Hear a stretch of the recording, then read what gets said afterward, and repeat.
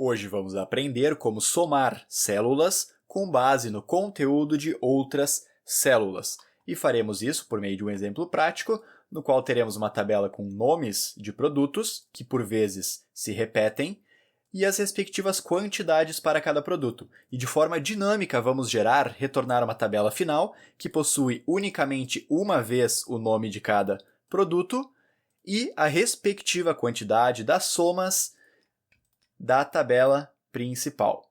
Por exemplo, teclado, no qual selecionando todas as vezes que ele aparece na tabela, temos uma soma de 50, que está resumida nesta tabela final. Então vamos para a prática aprender como fazer isto. Aqui temos então uma estrutura básica para este exemplo prático, no qual utilizaremos dados fictícios e didáticos para estudo. Uma tabela com produtos, os quais por alguns momentos se repetem na tabela, e suas respectivas quantidades para este exemplo. E vamos retornar então, primeiro, uma vez cada produto, sem repetições. E para isso, vamos utilizar a função unique. Então, digito igual a unique, esta função que retorna as linhas únicas no intervalo de origem fornecido. Seleciona a função e, neste contexto, vamos apenas trabalhar com este primeiro parâmetro do intervalo que iremos analisar. Então, basicamente, seleciono este intervalo de dados, que possuem os produtos, no momento da célula A2 até a célula A21. Porém, já poderia apagar este valor 21 para selecionar toda a coluna A. Assim, caso posteriormente sejam adicionados novos valores, já seriam também analisados e retornados. E ao final da função, fechando parênteses e apertando Enter, já temos aqui um retorno único. Então, por exemplo, teclado, mouse, monitor, notebook, que são as informações que aparecem aqui. Porém, por exemplo, se eu adicionar na célula A22 o texto, por exemplo, cadeira, já está sendo retornado também nesta tabela final. Muito bem. E agora, como podemos somar os valores quando houver na coluna A o nome do produto respectivo? Então, por exemplo, da coluna B, onde houver teclado, somar 6 com 10, com o valor 3, com o valor 17 e com o valor 14, que somaria, neste exemplo, 50. Para isso, vamos utilizar uma função que se chama soma-c.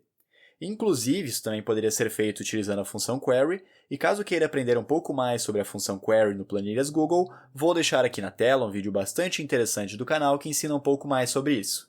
Mas agora, então, dando sequência, vou digitar igual a soma-c, esta função que realiza a soma condicional em um intervalo.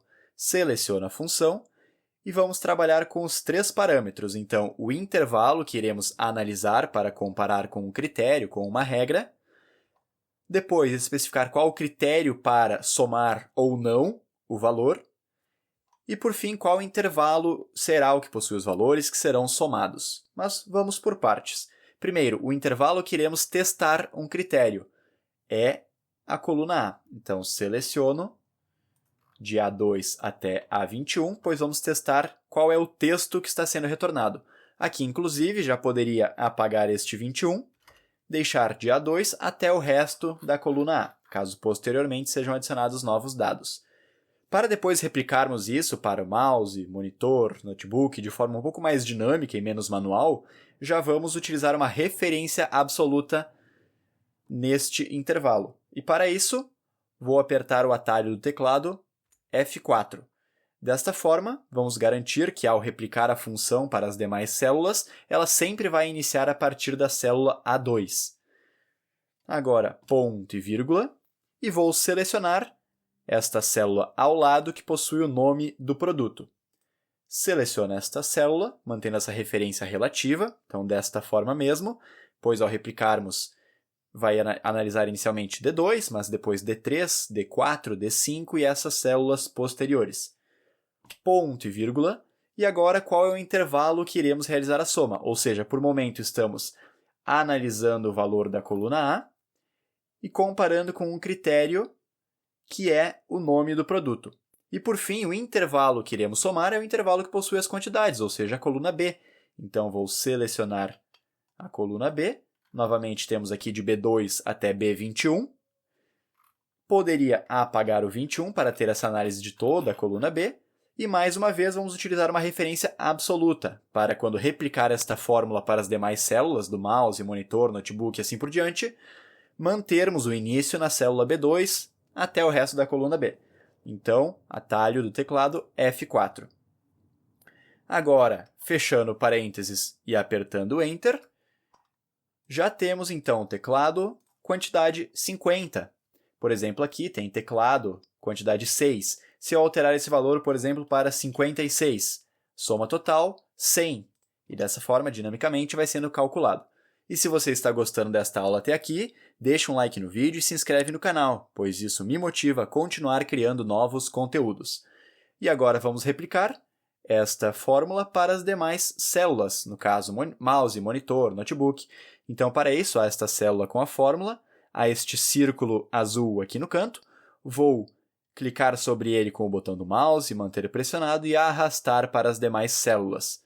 Desta forma, então, teclado, mouse, monitor, notebook, com as quantidades. E aquele detalhe que utilizamos da referência absoluta, ele é importante, pois aqui, quando replicamos para as demais células, a fórmula manteve a sua análise da célula A2 até o resto da coluna A, da célula B2 até o resto da coluna B, porém, aqui, neste critério, ele está sendo dinamicamente, quando replicamos, ele foi dinamicamente ajustado para a linha que está a fórmula. Então, aqui, célula D2, célula D3, célula D4, célula D5 e assim por diante. Então, isso torna também de mais fácil manutenção e ajustes para a fórmula, caso posteriormente sejam adicionados novos dados. Bastaria, por exemplo, vou digitar aqui, digamos que, por exemplo, cadeira, cadeira, e adicionar aqui o valor 10 e o valor 15.